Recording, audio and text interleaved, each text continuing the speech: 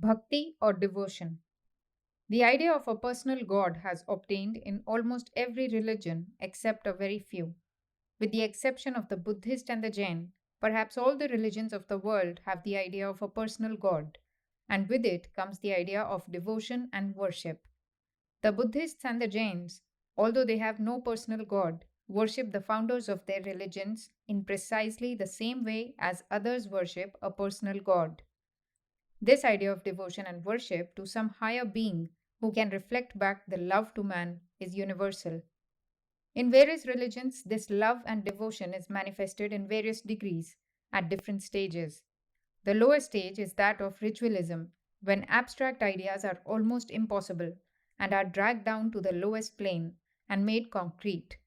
Forms come into play, and along with them, various symbols. Throughout the history of the world, we find that man is trying to grasp the abstract through thought forms or symbols. All the external manifestations of religion, bells, music, rituals, books, and images come under that head. Anything that appeals to the senses, anything that helps man to form a concrete image of the abstract, is taken hold of and worshipped. From time to time, there have been reformers in every religion who have stood against all symbols and rituals. But vain has been their opposition. For so long as man will remain as he is, the vast majority will always want something concrete to hold on to, something around which, as it were, to place their ideas, something which will be the center of all the thought forms in their minds. The great attempts of the Mohammedans and of the Protestants have been directed to this one end of doing away with all rituals, and yet we find that even with them, rituals have crept in. They cannot be kept out. After long struggle, the masses simply change one symbol for another.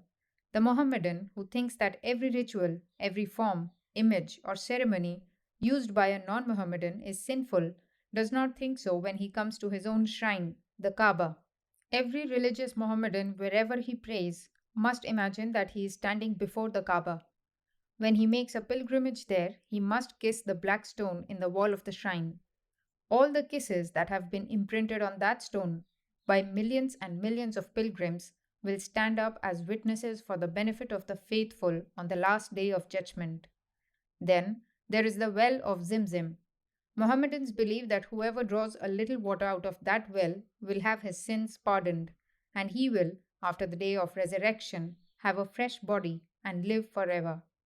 In others, we find that the symbology comes in the form of buildings. Protestants hold that churches are more sacred than other places. The church, as it is, stands for a symbol. Or there is the book. The idea of the book, to them, is much holier than any other symbol. It is vain to preach against the use of symbols. And why should we preach against them? There is no reason why man should not use symbols. They have them in order to represent the ideas signified behind them. This universe is a symbol in and through which we are trying to grasp the thing signified, which is beyond and behind. The spirit is the goal and not matter. Forms, images, bells, candles, books, churches, temples, and all holy symbols are very good, very helpful to the growing plant of spirituality, but thus far and no farther. In the test majority of cases, we find that the plant does not grow. It is very good to be born in a church, but it is very bad to die in a church. It is very good to be born within the limits of certain forms that help the little plant of spirituality. But if a man dies within the bounds of these forms, it shows that he has not grown, that there has been no development of the soul. If therefore anyone says that symbols, rituals, and forms are to be kept forever, he is wrong. But if he says that these symbols and rituals are a help to the growth of the soul in its low and undeveloped state, he is right. But you must not mistake this development of the soul as meaning anything intellectual. A man can be of gigantic intellect, yet spiritually he may be a baby. You can verify it this moment. All of you have been taught to believe in an omnipresent God. Try to think of it. How few of you can have any idea of what omnipresence means? If you struggle hard, you will get something like the idea of the ocean, or of the sky, or of a vast stretch of green earth, or of a desert. All these are material images. And so long as you cannot conceive of the abstract as abstract, of the ideal as the ideal, you will have to resort to these forms, these material images. It does not make much difference whether these images are inside or outside the mind. We are all born idolaters, and idolatry is good because it is in the nature of man. Who can get beyond it? Only the perfect man, the God man. The rest are all idolaters. So long as we see this universe before us, with its forms and shapes, we are all idolaters. This is a gigantic symbol we are worshipping. He who says he is the body is a born idolater. We are spirit, spirit that has no form or shape, spirit that is infinite and not matter. Therefore, anyone who cannot grasp the abstract, who cannot think of himself as he is, except in and through matter as the body, is an idolater. And yet, how people fight among themselves, calling one another idolaters. In other words, each says his idol is right and the others are wrong. Therefore, we should get rid of these childish notions. We should get beyond the prattle of men who think that religion is merely a mass of frothy words, that it is only a system of doctrines, to whom religion is only a little intellectual assent or dissent, to whom religion is believing in certain words which their own priests tell them, to whom religion is something which their forefathers believed, to whom religion is a certain form of ideas and superstitions to which they cling because they are their national superstitions. We should get beyond all these and look at humanity as one vast organism, slowly coming towards light, a wonderful plant, slowly unfolding itself to that wonderful truth which is called God. And the first gyrations, the first motions towards this are always through matter and through ritual. In the heart of all these ritualisms, there stands one idea prominent above all the rest, the worship of a name. Those of you who have studied the older forms of Christianity, those of you who have studied the other religions of the world, perhaps have marked that there is this idea with them all, the worship of a name. A name is said to be very sacred. In the Bible, we read that the holy name of God was considered sacred beyond compare, holy beyond everything. It was the holiest of all names, and it was thought that this very word was God. This is quite true. What is this universe but name and form? Can you think without words? Word and thought are inseparable. Try if any of you can separate them. Whenever you think, you are doing so through word forms. The one brings the other. Thought brings the word, and the word brings the thought. Thus, the whole universe is, as it were, the external symbol of God, and behind that stands his grand name. Each particular body is a form, and behind that particular body is its name. As soon as you think of our friend so and so, there comes the idea of his body, and as soon as you think of your friend's body, you get the idea of his name. This is in the constitution of man.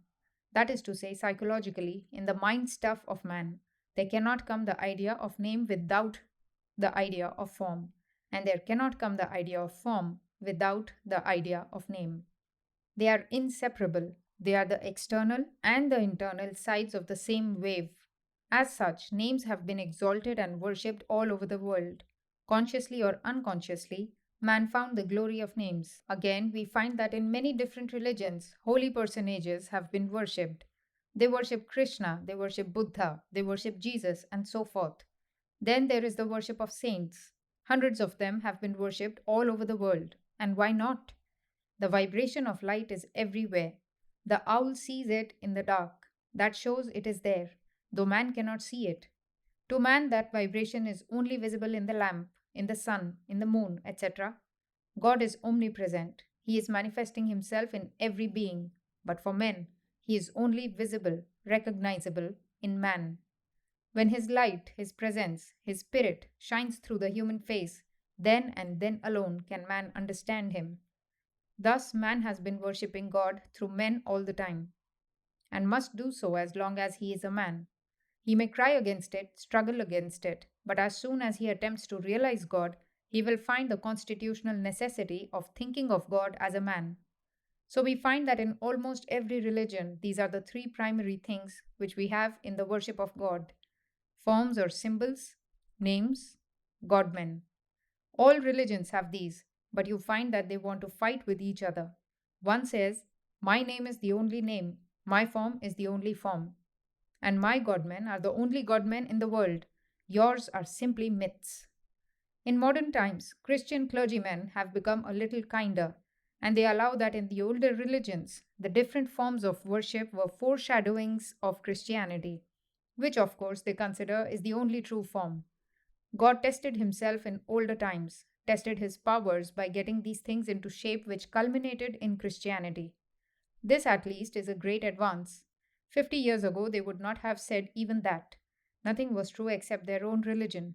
This idea is not limited to any religion, nation, or class of persons. People are always thinking that the only right thing to be done by others is what they themselves are doing. And it is here that the study of different religions helps us.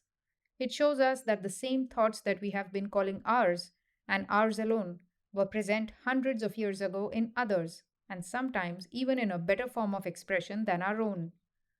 These are the external forms of devotion through which man has to pass, but if he is sincere, if he really wants to reach the truth, he goes higher than these, to a plane where forms are as nothing.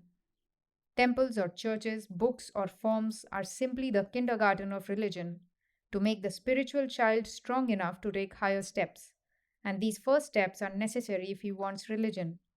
With the thirst, the longing for God, comes real devotion, real bhakti. Who has the longing? That is the question. Religion is not in doctrines, in dogmas, nor in intellectual argumentation. It is being and becoming. It is realization. We hear so many talking about God and the soul and all the mysteries of the universe. But if you take them one by one and ask them, have you realized God? Have you seen your soul? How many can say they have? And yet they are all fighting with one another. At one time in India, representatives of different sects met together and began to dispute. One said that the only god was Shiva, another said the only god was Vishnu, and so on, and there was no end to their discussion. A sage was passing that way and was invited by the disputants to decide the matter. He first asked the man who was claiming Shiva as the greatest god, have you seen Shiva? Are you acquainted with him? If not, how do you know he is the greatest god? Then turning to the worshipper of Vishnu, he asked, have you seen Vishnu? And after asking this question to all of them, he found out that not one of them knew anything of God. That was why they were disputing so much, for had they really known, they would not have argued. When a jar is being filled with water, it makes a noise, but when it is full, there is no noise. So, the very fact of these disputations and fighting among sects shows that they do not know anything about religion. Religion to them is a mere mass of frothy words to be written in books. Each one hurries to write a big book, to make it as massive as possible, stealing his materials from every book he can lay his hands upon, and never acknowledging his indebtedness. Then he launches this book upon the world, adding to the disturbance that is already existing there. The vast majority of men are atheists. I am glad that in modern times another class of atheists has come into existence in the Western world. I mean the materialists. They are sincere atheists. They are better than the religious atheists who are insincere, who fight and talk about religion and yet do not want it, never try to realize it, never try to understand it. Remember the words of Christ.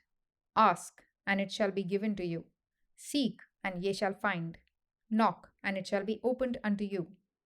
These words are literally true, not figures or fiction. They were the outflow of the heart's blood of one of the greatest sons of God who have ever come to this world of ours.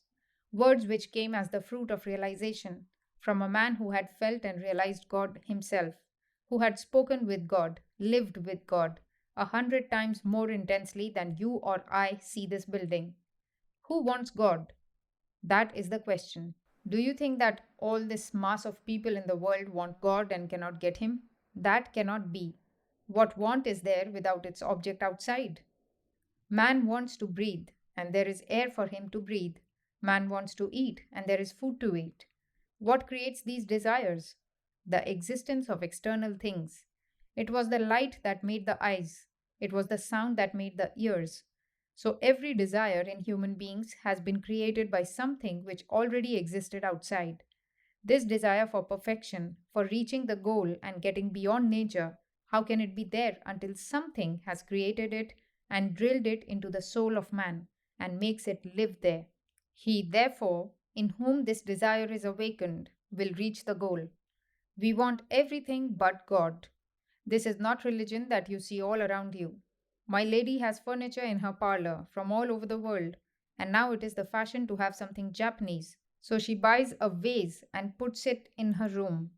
Such is religion with the vast majority. They have all sorts of things for enjoyment, and unless they add a little flavor of religion, life is not all right, because society would criticize them. Society expects it, so they must have some religion. This is the present state of religion in the world.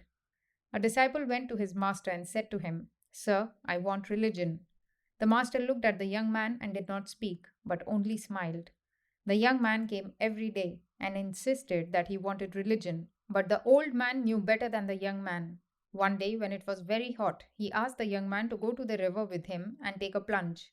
The young man plunged in, and the old man followed him and held the young man down under the water by force. After the young man had struggled for a while, he let him go and asked him what he wanted most while he was under the water. A breath of air, the disciple answered. Do you want God in that way? If you do, you will get him in a moment, said the master. Until you have that thirst, that desire, you cannot get religion, however you may struggle with your intellect, or your books, or your forms. Until that thirst is awakened in you, you are no better than any atheist. Only the atheist is sincere, and you are not. A great sage used to say, Suppose there is a thief in a room, and somehow he comes to know that there is a vast mass of gold in the next room, and that there is only a thin partition between the two rooms. What would be the condition of that thief? He would be sleepless. He would not be able to eat or do anything. His whole mind would be on getting that gold. Do you mean to say that if all these people really believed that the mine of happiness, of blessedness, of glory were here, they would act as they do in the world without trying to get God? As soon as a man begins to believe there is a God, he becomes mad with longing to get to him.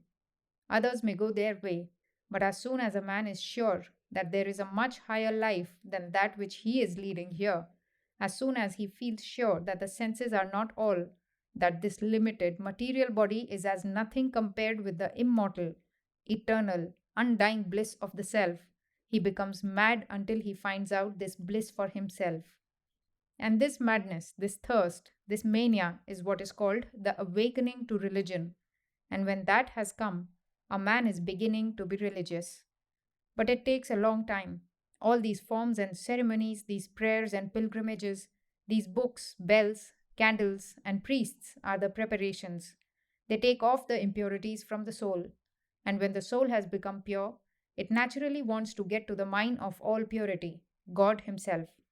Just as a piece of iron, which had been covered with the dust of centuries, might be lying near a magnet all the time and yet not be attracted by it, but as soon as the dust is cleared away, the iron is drawn by the magnet. So, when the human soul, covered with the dust of ages, impurities, wickedness, and sins, after many births becomes purified enough by these forms and ceremonies, by doing good to others, loving other beings, its natural spiritual attraction comes. It wakes up and struggles towards God. Yet, all these forms and symbols are simply the beginning, not true love of God. Love we hear spoken of everywhere. Everyone says, love God. Men do not know what it is to love God. If they did, they would not talk so glibly about it. Every man says he can love, and then in no time finds out that there is no love in his nature. Every woman says she can love, and soon finds out that she cannot. The world is full of the talk of love, but it is hard to love. Where is love? How do you know that there is love? The first test of love is that it knows no bargaining.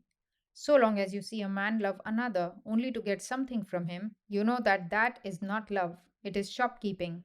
Wherever there is any question of buying and selling, it is not love. So when a man prays to God, give me this and give me that, it is not love. How can it be? I offer you a prayer and you give me something in return. That is what it is, mere shopkeeping. A certain great king went to hunt in a forest, and there he happened to meet a sage. He had a little conversation with him and became so pleased with him that he asked him to accept a present from him. No, said the sage. I am perfectly satisfied with my condition. These trees give me enough fruit to eat. These beautiful pure streams supply me with all the water I want. I sleep in these caves. What do I care for your presents, though you be an emperor? The emperor said, just to purify me, to gratify me. Come with me into the city and take some present. At last the sage consented to go with the emperor, and he was taken into the emperor's palace, where there were gold, jewelry, marble, and most wonderful things. Wealth and power were manifest everywhere. The emperor asked the sage to wait a minute while he repeated his prayer, and he went into a corner and began to pray, Lord, give me more wealth, more children, more territory. In the meanwhile, the sage got up and began to walk away. The emperor saw him going and went after him. Stay, sir, you did not take my present and are going away. The sage turned to him and said, Beggar, I do not beg of beggars. What can you give? You have been begging yourself all the time. That is not the language of love. What is the difference between love and shopkeeping if you ask God to give you this and give you that? The first test of love is that it knows no bargaining. Love is always the giver and never the taker. Says the child of God, if God wants, I give him my everything, but I do not want anything of him. I want nothing in this universe. I love him because I want to love him, and I ask no favor in return. Who cares whether God is almighty or not? I do not want any power from him, nor any manifestation of his power. Sufficient for me that he is the God of love. I ask no more question. The second test is that love knows no fear. So long as man thinks of God as a being sitting above the clouds, with rewards in one hand and punishments in the other, there can be no love. Can you frighten one into love? Does the lamb love the lion? The mouse the cat?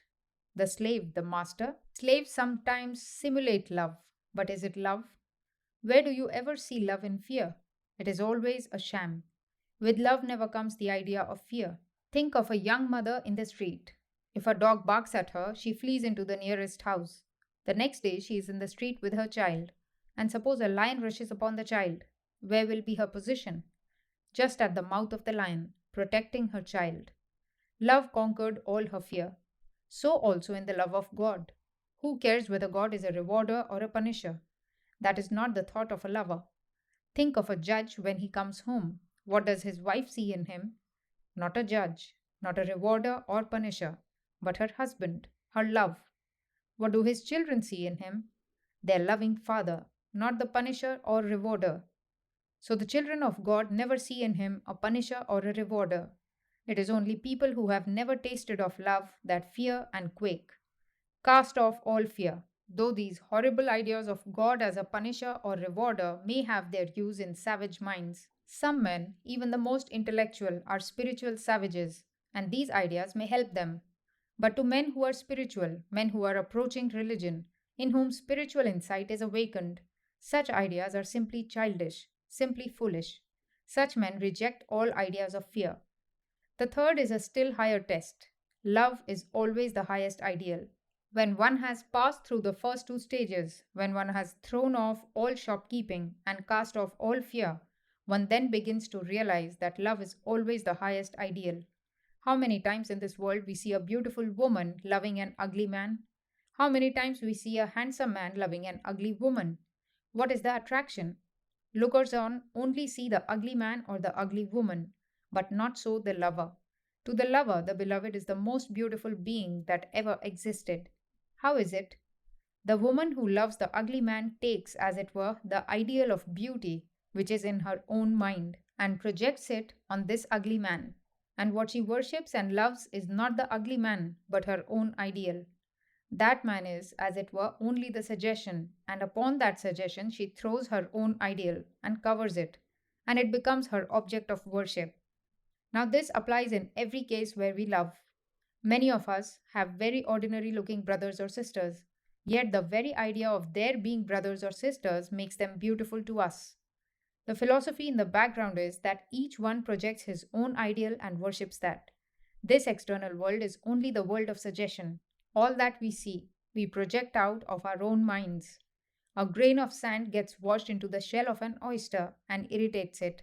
The irritation produces a secretion in the oyster, which covers the grain of sand, and the beautiful pearl is the result. Similarly, external things furnish us with suggestions, over which we project our own ideals and make our objects. The wicked see this world as a perfect hell, and the good as a perfect heaven. Lovers see this world as full of love, and haters as full of hatred. Fighters see nothing but strife, and the peaceful nothing but peace. The perfect man sees nothing but God.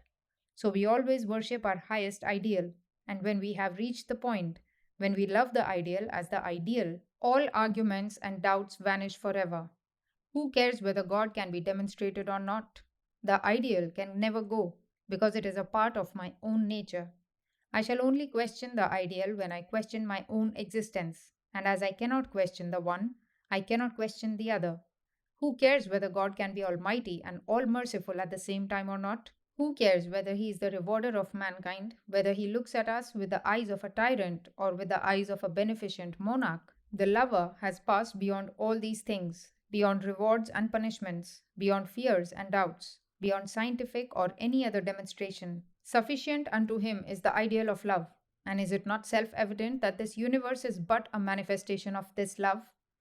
What is it that makes atoms unite with atoms, molecules with molecules, and causes planets to fly towards each other?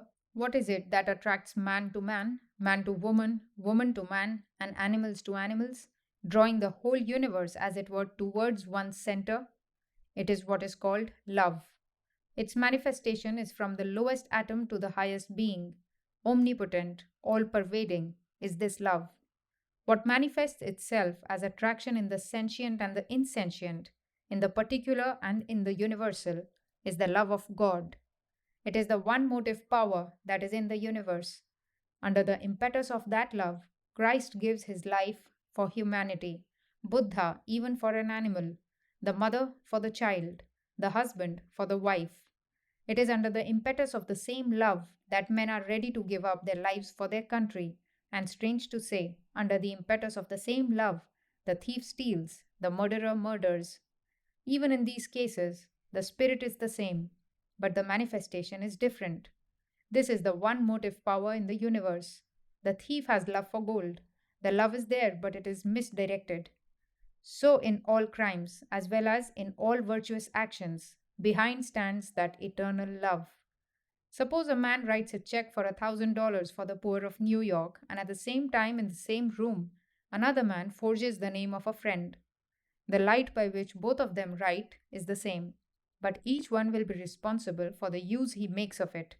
It is not the light that is to be praised or blamed. Unattached, yet shining in everything, is love, the motive power of the universe, without which the universe would fall to pieces in a moment. And this love is God. None, O beloved, loves the husband for the husband's sake, but for the self that is in the husband. None, O beloved, ever loves the wife for the wife's sake, but for the self that is in the wife. None ever loves anything else except for the self. Even this selfishness, which is so much condemned, is but a manifestation of the same love.